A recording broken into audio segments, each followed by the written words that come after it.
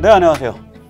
우리 세뇌 탈출에 대해서 이제 시청자님들이 국내 정치 왜 안 다루냐. 국내 정치를 안 다룬 이유 중에 하나는 지금 우크라이나를 계기로 해가지고 너무 심각한 어떤 그 세계 질서의 변환 그리고 군사 안보 조건의 그 심각성이 굉장히 그 나날이 진행되고 있어서 국내 정치를 좀 미루고 있습니다.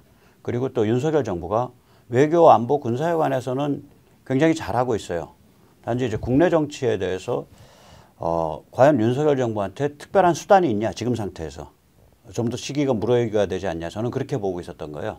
왜 그러냐면 국회가 저 개판이고 그리고 윤석열 정부가 이 정부 안에서도 지금 어디에 뭐가 어떤 그 중국 간첩이 들어있는지 모르는 상태이기 때문에 실제로 수단이 굉장히 켜켜이 이렇게 손이 묶여 있을 겁니다. 경찰 반란 일으키는 거 보십시오. 자, 이런 와중에 이제 그 어저께 대법원에서 그 인천 민경욱 의원 쪽 그 선거구에 대한 선거무효 당선무효 그 소송에 대해서 기각이라는 흉악한 결정을 내렸습니다. 오늘 그 같은 얘기를 경기대학교 조성환 교수님 모시고 나눠보도록 하겠습니다. 안녕하세요. 네, 안녕하세요. 예, 어저께 대법원에서 그런 결정을 내렸죠. 네네. 이 결정에 뭐랄까 요지라 그럴까 이런 게 뭐예요? 판결은 이제 그 기각인데 네. 선거 무효 사유와 네네. 그다음에 선거 소송에서의 증명 책임의 소재에서 원교가 제기한 것이 이유가 없다 그래서 기각을 시켰습니다. 예. 그러니까 쉽게 말하면 원고가 야 네가 선거 무효 주장하고 당선 무효 주장하는데 그렇죠. 그 근거 없어. 그리고 기각을 시켜버린 거예요. 그렇죠. 예. 뭐 45페이지 정도의 그 내용의 판결문이 있는데 그 뭐 요지는 그렇습니다. 네네. 네. 그러면은 그런 주장을 할 때는 예. 아무리 흉악한 자들이라고 할지라도 일단 말로는 우리가 이러이러하게 생각하기 때문에 민경욱 당신이 주장하는 거 근거 없다고 판결한다. 예. 기각한다. 네네. 라고 자기들 생각을 뭔가 이렇게 표현을 해놨을 거 아니야. 말로라도 글자로라도. 그렇죠. 그게 뭐예요? 결국 요지를 딱 얘기를 하면. 저기 선거 무효 사유를 이유를 들어서 소를 제기했는데 그 선거 사무의 관리 집행상 하자가 없기 때문에 그 선거 무효가 될 수가 없다라고 하는 거 하나. 그다음에 두 번째 선거 과정에서 자유와 공정이 현저히 저해되었다고 인정할 경우에는 선거 무효를 할 수가 있는데 자유와 공정이 현저히 저해된 건 아니다. 그다음에 이제 선거 소송에서는 증명 책임이 소재가 분명히 되는데 지금 원고가 제기한 여러 가지 그 소위 이유에 대해서 당신들이 육하 원칙에 따라서 제대로 증명을 하지 못했다라고 저기 쭉 이제 예를 들어서 설명을 하고 마지막에 그래서 따라서 기각을 한다라는 게 그러니까 결국 세 가지네. 네. 하나는 선관위는 잘 관리했다. 그렇지. 매뉴얼대로. 그 다음에 두 번째로 뭐 문제가 있던 없던 간에 자유와 공정이 현저히 제어됐다라고 볼 근거가 없다. 그렇죠. 그 다음에 세 번째로 소 제기한 자가 증명을 못했다. 빈틈없이 증명해야 되는데 그 정도 증명 못했다. 그러므로 우리는 선거가 유효하다고 생각하고 당선이 유효하다고 생각한다. 그거네. 그렇죠. 그러면 이자들 입장에서는 그러니까 이자들 배춧잎이라든지 그다음에 이 저기 일장기 투표지 그 관리관의 그 인형 예. 1930표 중에서 1000장이 문계진 인장 일장기 투표지 이런 거는 아무 문제가 안 되는 거예요. 안 된다는 이야기죠. 이자들 관점에서. 근데 이제 보통 주권자 국민의 눈에는 상식의 법정에서는 이거는 도저히 일어날 수 없는 일이 일어났다. 네. 그러면 증명 책임을 누가 할 것인가? 그건 사실 수사를 해봐야 될 문제거든요. 그런데 수사를 안 했지. 수사 전혀 안 했죠. 네, 수사 안 했지. 안 하고 선관위의 여러 가지 이제 그 말하자면은 터무니없다기보다는 합리성을 좀 결여한 여러 가지 변명을 논리적으로 좀 잘 포장해서 선관위의 궁색한 변명. 궁색한 변명이죠. 예. 그것들을 이제 잉크가 새서 일장기 됐다. 예, 근데 뭐 이렇게 문제를 제기를 했지만은 종이가 형상복원 능력이 그렇죠. 있어서 형상복원 능력. 종이가 뭐 신권이 됐다. 그다음에 QR 코드 우리가 뭐 심각하게 예, 뭐 예, 이야기했는데 예. 뭐 그런 거고. 그다음에 그 아주 결정적인 중요한 것 중에 하나 그거 이 전자 인형에 대한 부분. 네. 그것도 사실은 우리 정규모에서는 그 뭐야 그게 법대로 한 게 아니거든요. 사실은 네, 잠깐만. 그러니까 그게 이제 그거고. 예, 예. 그래서 그거 이제 그러니까 우리가 이제 이 사건에 관계된 영역이 있고 그 다음에 선거 제도 전체에 그렇죠. 대한 문제가 있는데 이 분리합시다. 사건에 대한 것만 예, 얘기를 예. 하자고요. 그러니까 그런데 이제 법원이 지금 이 사건에 관해서 우리 눈엔 증거로 보이는데 국민의 상식에서는 상식. 법원은 그 증거 효력 없다라고 얘기한 거예요. 이 정도로 판을 뒤집을 정도의 무게가 아니다라고 이제 얘기하는 이야기했는데 거죠. 근데 이제 그 뭐야 이 법은 최소한의 상식이라고 생각하고 국민들의 주권자의 눈에는 이거 정말 답답할 지경이죠. 잠깐만. 근데 원래 이제 법에 의하면 6개월 만에 이거 판결하게 돼 있죠. 판결하게 돼 그럼 있죠. 지금 얼마 끓은 거죠? 그러니까 20년 4월이니까 20년 4월 그다음에 소송 제기 소송이 180일 이내에 이제 소송이 20년 10월이니까 그렇죠. 예. 그럼 6개월 했으면 21년 최소한 21년 한 4월 경에 끝났어야지. 그렇죠. 예. 21년 4월에는 아니요. 그 제기한 게 6월달 제기했을 겁니다. 6월달에 제기했으니까 그러면 180일이면은 1월 1, 2월 달에 그러니까 21년 1월에는 끝났어야지. 끝났어야. 그러면 지금 시한을 넘겨 가지고 그로부터 1년 반을 넘긴 거잖아요. 1년 반 이상을. 뭐 그렇죠. 나 같으면 조금 더 악랄하게 했을 것 같은데. 왜요? 그냥 뭉개고 넘어간다고. 그냥 뭉개 계속 어차피 1년만 넘겼는데 이제 조금만 더 넘기면은 21대 국회 끝나겠구만. 그리고 뭉개놓고 이제 21대 국회 끝나기 한 6개월 전쯤에 선거 국면 들어가기 전에 판결을 해. 그때 판결은 뭔지 아세요? 뭡니까? 저 악랄하거든. 판결에 실익이 없으므로 판결 안 한다. 지금 이게 그 전부터 계속 그러니까 그때 당선부여 해봐야 차기 선거됐는데 실익이 없잖아 판결에. 아니 내가 묻고 싶어. 대법원이 왜 그 수법을 안 썼는지.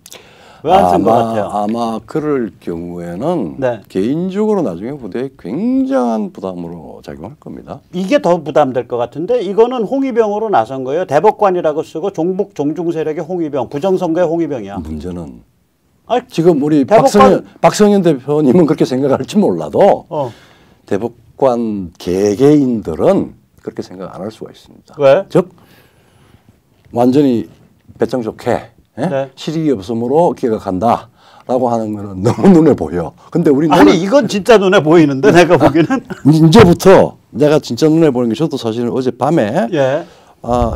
도대체 그 기각을 했다라는 게 무슨 의미인지 예. 그리고 기각의 내용을 살펴보기 위해서 한 3번 읽었는데 말하자면은 내가 정말 네. 그냥 뭐 구구 잘하는 시민으로서도 앞뒤가 이해가 잘 안 가요. 원래 법률 용어가 원래 그래요. 그다음 두 번째 어쨌든 간에 그래도 대학의 교수로서 또 정치학을 하고 또 법학과 연관된 그 오리진이 같은 정치학을 하는데 말하자면 법논리상의 교묘한 비약과 비약과 그다음에 전도가 많이 보여요. 이제 국어상으로, 논리학상으로도 그렇고, 그 다음에 법 해석상으로도 그렇고, 그 다음에 상식의 수준에 즉 내 눈으로 본. 이 세 근거가 얼마나 교묘해. 머리 많이 썼구만.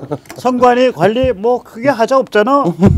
그 다음에 여기 과정에서 보니까 자유와 공정이 심각하게 저해됐다라는 증거 없네.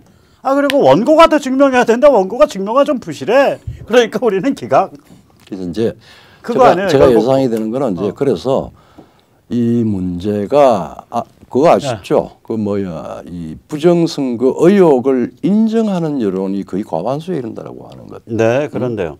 자, 그러면은 이런 정도의 말하자면은 판결문을 가지고 이제 일단 기각으로 해서 결정을 했습니다. 그러면 이제 재심이 있을 수가 있고. 재심 가능해요? 가능하다라고는 그래요. 모든 최종 결정도 새로운 증거가 있으면. 새로운 증거가 있으면.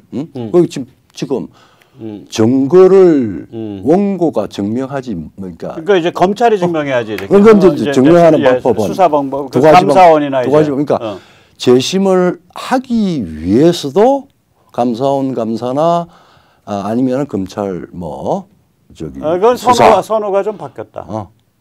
검찰 뭐 하여튼 뭐 어쨌든 간에 말하자면 지금 증거이다 아니다라고 하는 부분이 정밀하게 객관성을 막 그걸 하기 위해서 피고의 일방적인 주장에 가까운 이 말장난 판결보다는 굉장히 따져야 될 부분도 적어도 여기 한 열 몇 개 이상의 잠깐만 여기에 피고가 있어요 지금? 피고가 선거관리위원회 하잖아요. 선관위가 피고가 되나? 그렇죠. 이 경우에? 그렇죠.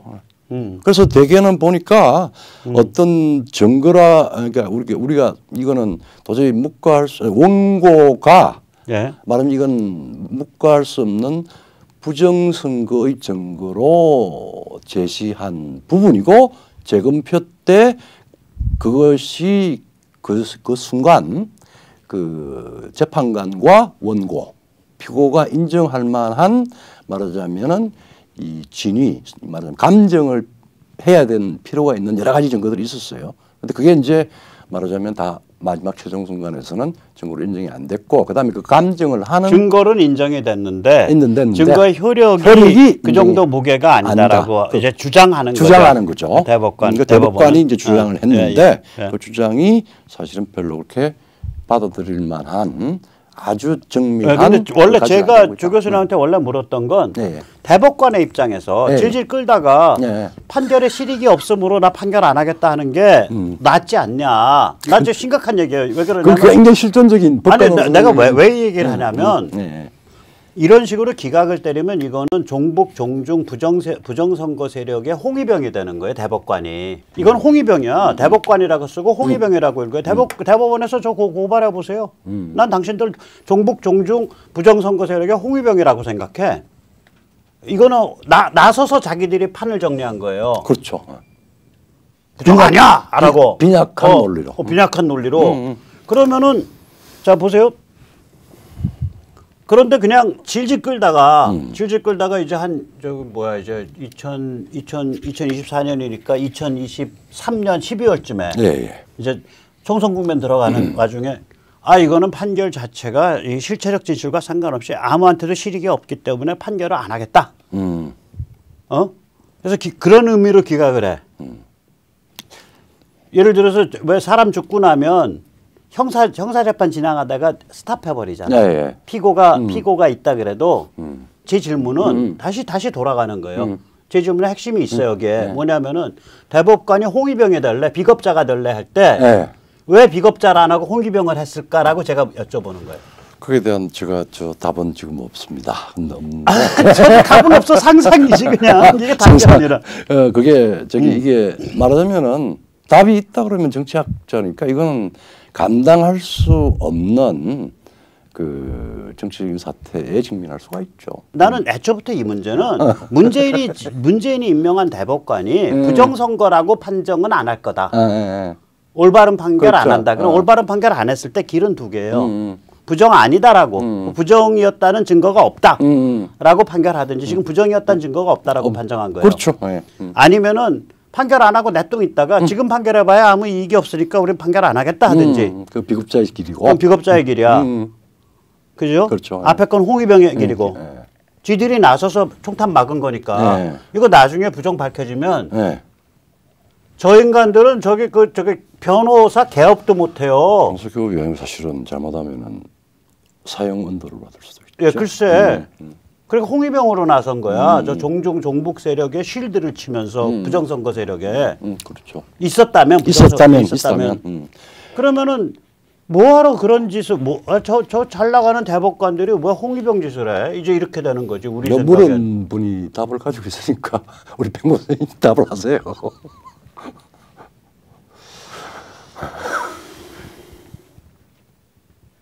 작업을 많이 당해 있는 거죠. 그렇죠. 개인적 약점을 많이 잡혀 있는 그렇죠. 거야. 오케이.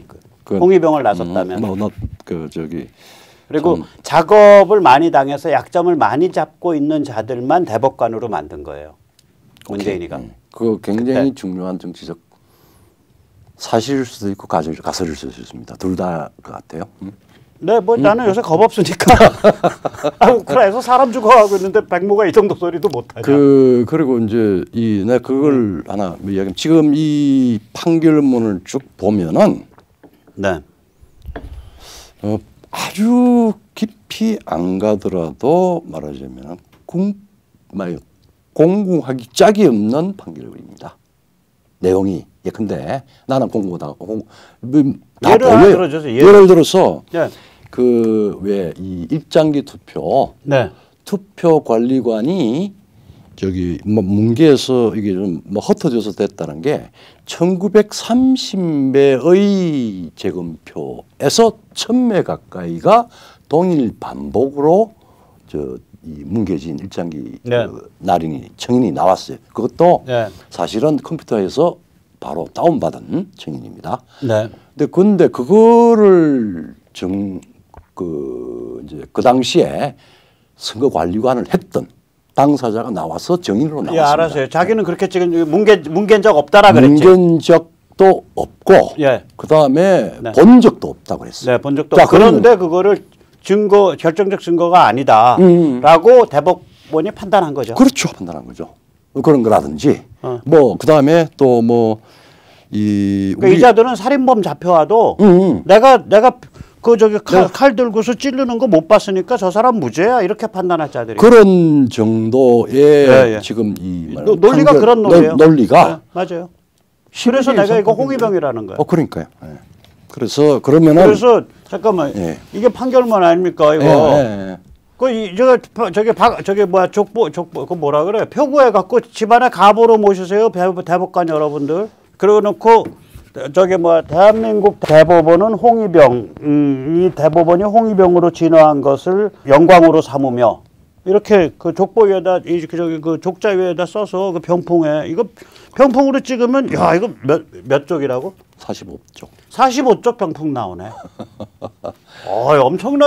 엄청나게 아주 그 위대한 병풍이 나오네. 그러니까 문명 사회에 살고 있다고 생각을 했는데 며칠 전에 경찰 사태도 그렇고 네. 그다음에 정의의 최종 판정 기관인 대법원의 판결을 내가 재판할 일이 별로 없고 아주 구체적인 판결을 읽을 일이 별로 없었는데 어제 밤새 한 2시간 동안 2번, 3번 읽어보니까 정말 궁핍하고 그다음에 기본적으로 이거는 제도상 그렇죠. 대한민국의 선거제도상 선거관리위원회라고 하는 피고입니다. 그 피고하고 그다음에 선거관리위원회 위원장들은 대부분 다 중앙선거관리위원장도 대법관이 하고 그다음에 지방선거관리위원회도 말하자면 판사들이 합니다. 그래서 이게 사실은 초록이 동석이 아니라 가장 이런 문제가 생겼을 때 그건 이제 법 제도의 문제고 법 제도의 문제인데 그래서 아무리 그렇게 한다 하더라도 이렇게 비약을 하거나 제도는 이제 바꾸더라도 반드시 좋은 건 아니에요. 그러니까 장단이 있어. 그래서 그건 또 다른 문제고. 평생 그걸 읽고 학자로서 이렇게 봤는데 법이 이런 식으로 장난이 되나? 라고 하는 정도의 그렇죠. 아까 말씀드렸잖아요. 홍위병 역할 한 거라니까. 그래서 이제 아마 이게 이제는 말하자면은